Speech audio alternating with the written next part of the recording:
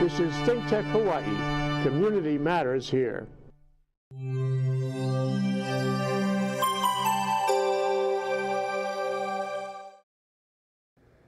Aloha and welcome to Business in Hawaii with Reg Baker. We broadcast live every Thursday from 2 to 2:30 in the downtown studios of ThinkTech Hawaii in the Pioneer Plaza. We highlight successful companies and individuals, and we hear about their stories on how they became successful and they made it work here in Hawaii.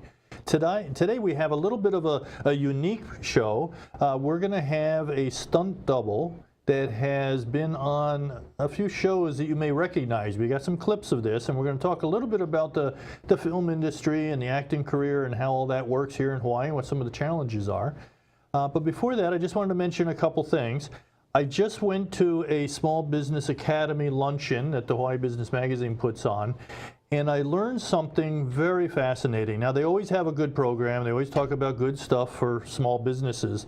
But I wasn't aware that 90% of all sales start with an online research. That's a quote that I heard today, that when people decide that they want to buy something, they usually go online, and 90% of all those sales originate from an online search.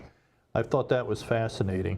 And one other announcement I wanted to make, as most of you know, I am on the Small Business Regulatory Review Board for the state of Hawaii, and we're going to have a board meeting next week, November 15th at 10 o'clock over at the D-Bed building, which is the old YMCA building on the 4th floor. So if you want to come over and watch how the regulatory process gets reviewed and some of the commentary that we have about the different rules and regulations impacting small business, come on down and join us. Now let me introduce Kwang. He is the stunt double on some programs, but we're going to talk a little bit about him first, and then we're going to get into some clips in the second half. So, Kwang, welcome to the show. Hi, thank you, Reg. You know, you've been in Hawaii for a while? Yes. How long have you been here? I've been in Hawaii maybe 20 years now. 20 years. Yeah. And how did you end up coming to Hawaii? Well, my family immigrated from Korea. So I came when I was about 9 months old. Wow. Okay. So, you know, Hawaii I consider like my home. Yeah. So you must have been here, and where did you go to school? That's something that everybody wants to know. Yes, I went to Radford High. Radford, all right. Yes. Very good. Radford, and then after Radford, did you stay in Hawaii and you've had your career here at the time, or have you traveled around a little bit? I traveled around a little bit. You know, you get island fever. Right out of high school, I actually moved to Korea. Oh, so you got to go back a little bit then? Yes, I lived there about 2.5 years. You know, learn my customs, learn my language, learn a little bit about my history. It was a great experience. I'm sure. Then I lived in LA for about 10 years and San Francisco for another 4 years. So I'm just curious, I guess, when did you go back to Korea for a couple of years? Was it after high school? Yes, it was right after high school. So 18 years old, I was in Korea. Was that a big difference for you after growing up here in Hawaii and then going visit to Korea? Or did your family bring some of that culture with them so you were kind of familiar with it already? Well, you know, I'm familiar with the culture because I grew up in the Korean community. Right. But the language, I didn't have the language quite down. So it was like you learn or you don't get to eat, you know, you don't get to go out and play. So it was great. It was great. You know, my wife is from Hong Kong, and you know, she grew up there, but she went to college over here, and then she's been basically here in the U.S., mostly in Hawaii, but a little bit on the mainland ever since. And the language has changed a little bit from when she was there, you know, 30, 40 years ago to what it is now. And so you don't realize that until you are away for a while, and then you go back and there's new words. Yes. You know, and there's new meanings to things. Yes. You know, did you experience that as well? No, I've been to Korea several times before. I moved there for 2.5 years, and every time I went, it was always new. You know, when I first went there, I was really young. Everybody was respectful. You know, you didn't see girls or females smoking out in the street, public and everything. And when I went back when I was 18, it totally changed, you know. That's happened in Hong Kong too. And, you know, additionally, there's been a lot of, ever since the turnover of Hong Kong, the Chinese, the mainland Chinese have come in, and that's really caused some change to happen a lot faster than it normally would. And so in reality, there's almost two different types of cultures in Hong Kong, both Chinese, but one from Hong Kong, one from mainland. And they're not always meshing as well as people would expect. Yes. So it creates a real interesting dynamic. So you've decided that you're here. Yes. Did you go to college anywhere? Or? You know, I went to college in Korea for a little while on, I was working on a military base. That's how I got my visa. So I went to a couple years there. When I was in LA, I went to some community colleges there, but they got a bunch of them over there. Yeah. But then you also picked up a skill along the ways. I mean, you've become very proficient in Taekwondo. Yes. Yeah. Yeah. And when did that happen? How did that develop? Yeah, well, you know, I took Taekwondo when I was young, really young, maybe 3-4 years old. But oh, you started very young. Yes, but you know, I got beat up all the time, and I quit. I quit. Then when I was 20, I think 21, when I came back from Korea, my sister introduced me to Danny Kim, and I started training with him at Pacific Taekwondo. Very good. And you've been doing it for how long now? Well, I joke around. I tell everybody it took me, you know, 42 years to get my black belt, but I've been training maybe 5 years now. Very good. You know, as we were sharing a little bit before the show, I also did a little bit of teaching, you know, not Taekwondo, but one of the things that I learned is you never stop training. You never stop learning. It's always, you know, working and perfecting or changing something that you can do a little bit better.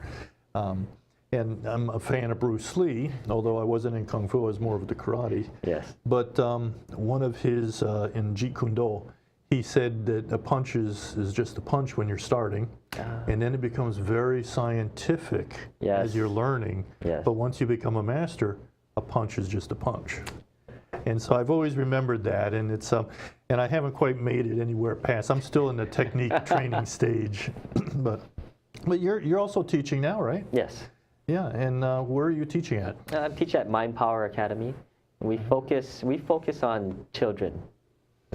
You know, it's a good discipline for some of the children to have. It is. You know, and it teach you know, not only a physical but also a mental. I mean, there's a lot of people don't realize it, but when you get into the katas, and you know, there's a lot of memorization work that has to be, you know, practiced and practiced and practiced. And I don't know if you ever get it right, but if you come close to getting it right, you're doing pretty good. Yes. Yes. Yeah. So how long have you been teaching? We've been open a little over 2 years now. So. Did you open it with them, or? Yes. You know, I've been actually waiting for my master Danny Kim to open the new school. You know, it was just perfect timing. He said, "Hey, help! You know, we're opening up our school. We need help." So I went down, helped them with the build, helped them with everything, and you know, he offered me, "Hey, you know, if you want to start training again." So. Very good. That's an offer it's hard to turn down. Oh, definitely. Yeah, and it's also rewarding to teach children too, isn't it? Oh my goodness, yes, yeah. Yes. My friend, he called me and he said, "My daughter is getting bullied."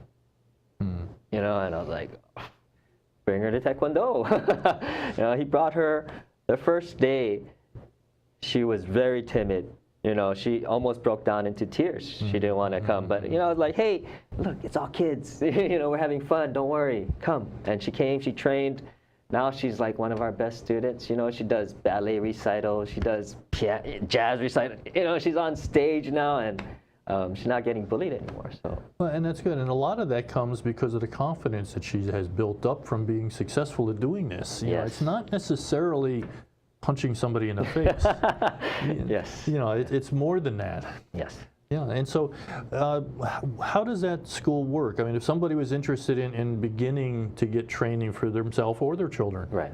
How would they sign up for it? You know, look us up, Mind Power Academy. Give us a call. I tell everybody, hey, bring your kids. We have extra uniforms. You know, they can try it out.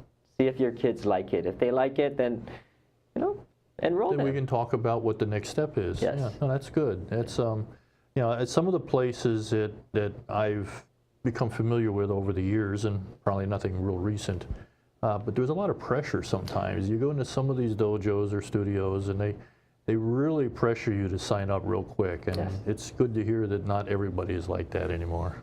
Well, you know, you don't really want to try to teach somebody who doesn't want to learn. Right. That's one of the main things, because if they come in and they don't want to learn, it's very hard to change that. So, Does your studio, or does in Korea Taekwondo, do they call them dojos, or do they call them dojangs. Dojang. Yeah. Does your dojang have a senior group that practices? Because I know that's becoming a little popular, where you get people in their 60s and 70s coming in looking for something to keep them active, something new for mental, you know, exercise, but also to keep them moving a little bit. You know, we've had parents join the kids to have something to bond with. As for the seniors, you never know. It's Check possible. it out. It might be possible. But you know, I remember when I was doing some of this out at Puck's Alley back in the 70s and 80s.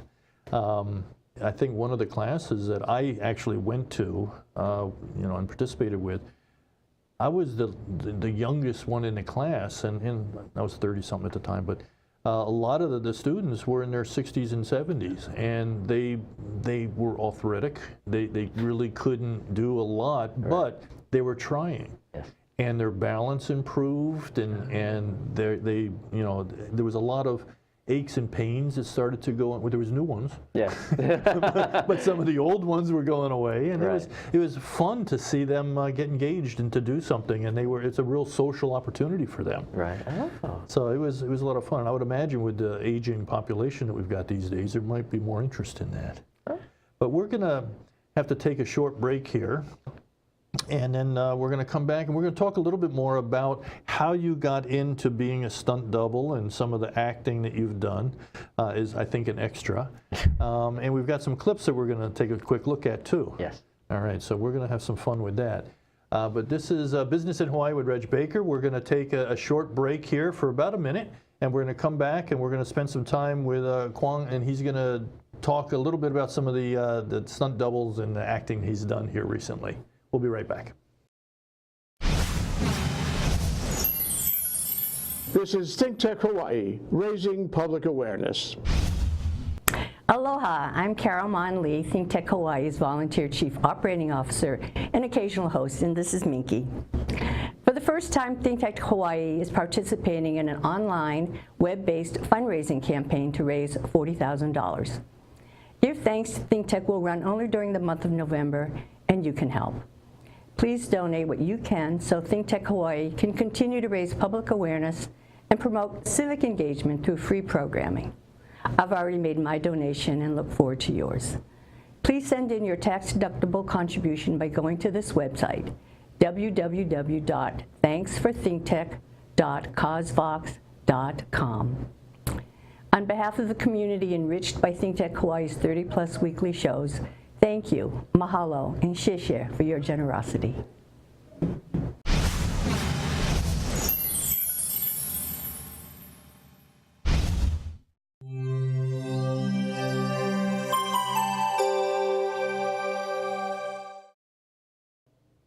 Welcome back. This is Business in Hawaii with Reg Baker.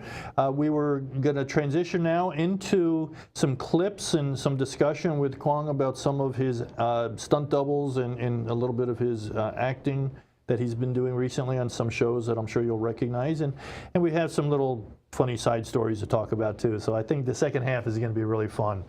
Kwang, we're going to go ahead and run that first clip, and we're going to take a look at that. And then you can explain it to us. Okay. Rolling and action. And then keep going, keep going. Yeah. Yep. No, I'm gonna do this for sure. I'm gonna do the other. Whatever you do, don't pause the action. You go, why? Grab it. Wide where we saw Let's it. try that again. While we're setting it. Ready? Because basically Rolling. that's his previous. And action. The reason it happens in this. Not bad. Try to have a little bit more distance. So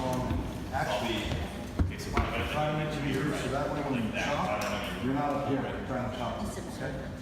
Maybe towards the end. Try to get it in front of you. So after the chop, Front of go you. to the And when you chop, chop, Shot, yes, correct. and he falls back to the That's left. correct. don't chop them in the Let me neck. just do one real quick, guys.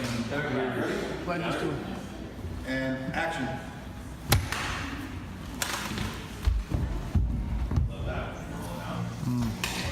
Okay.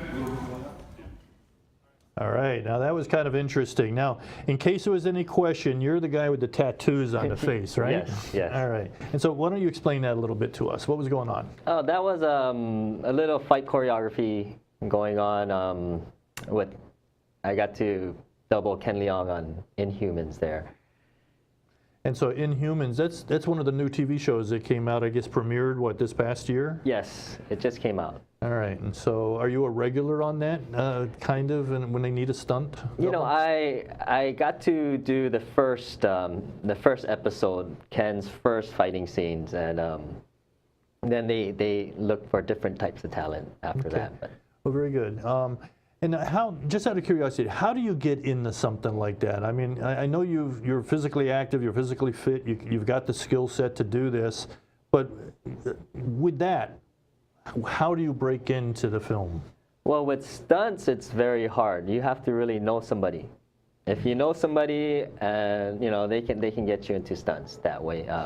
It's funny how that works in Hawaii. I mean, it's a lot of things get done because you know somebody, and so Yes. that's no exception. Yes, that's how I got into it. After that, though, it's up to you to keep your skills going. It's up to you to try to get your name out there by contacting as many coordinators and directors you can with your resume and your stunt reel. Right. So it's a constant, creating that personal brand and keep working at it and Yes. making sure that people know that you're available. Yes. All right. Now we have a second clip that we're going to take a quick look at that might be a little different than the first one. Yes. So.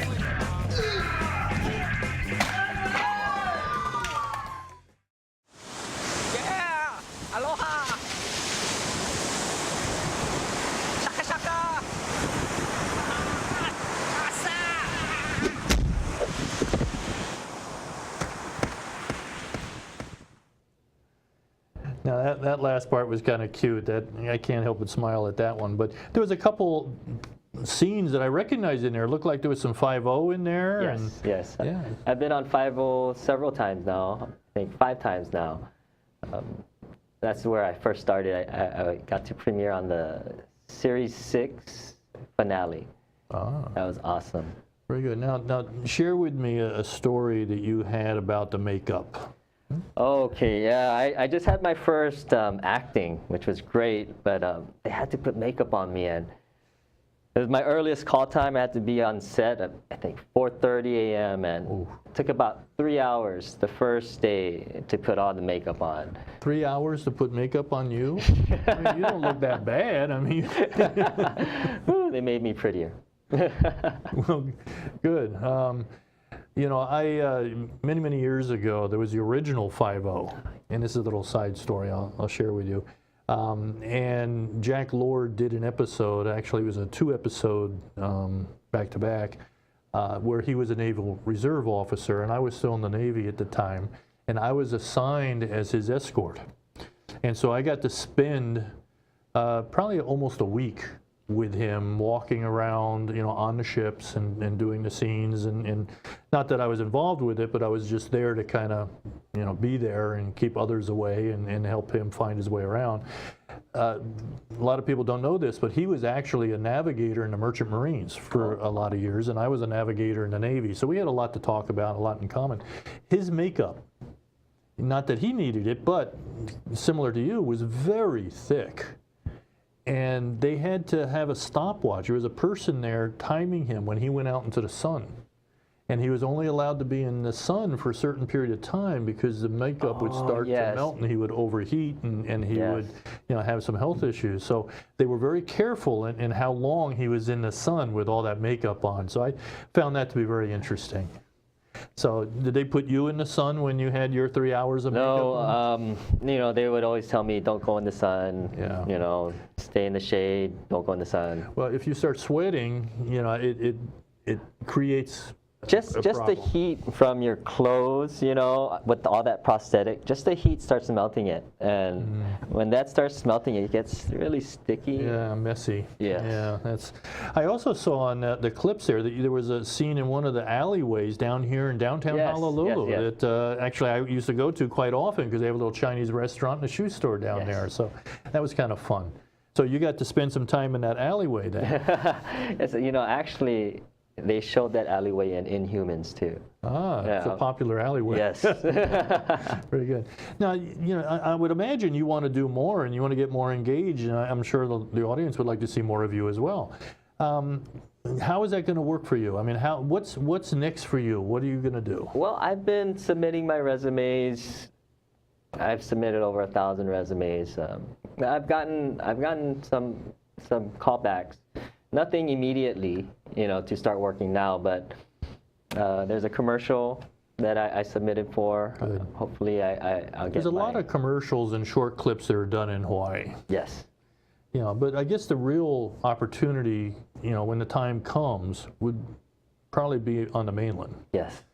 So if you were located in, say, in LA or Hollywood or something, do you think there'd be more opportunity? Oh, definitely. As I was telling you earlier, SEAL Team 6, they contacted me and they asked me, are you local to Hawaii or LA? I said Hawaii, and they told me, okay, well, call us when you're local to LA. So, you have some types of problems like that. Yeah, well, and that's, I guess, with most businesses, and the way I'm looking at this is that this is a business of you marketing yourself and establishing your brand.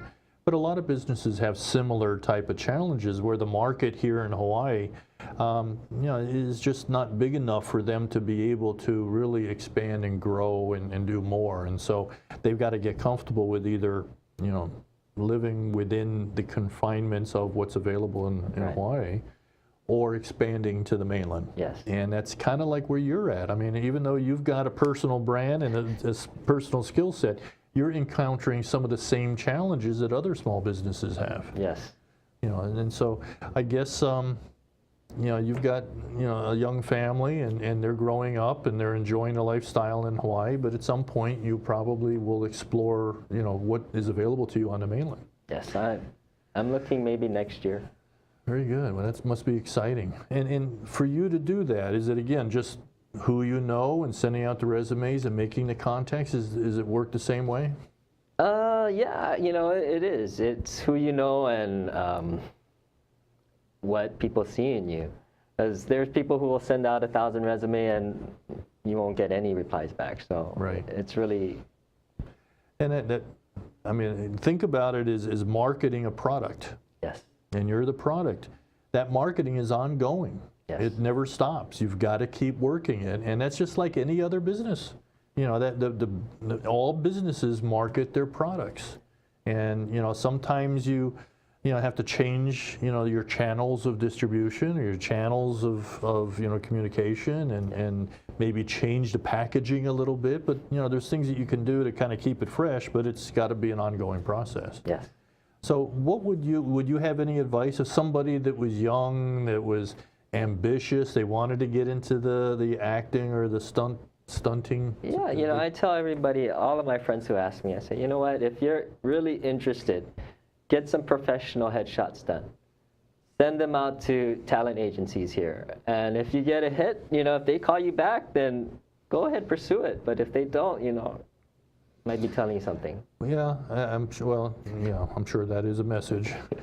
I've seen on the news sometimes where different shows that are filming are looking for extras or looking for some talent to be on the show in one form or another.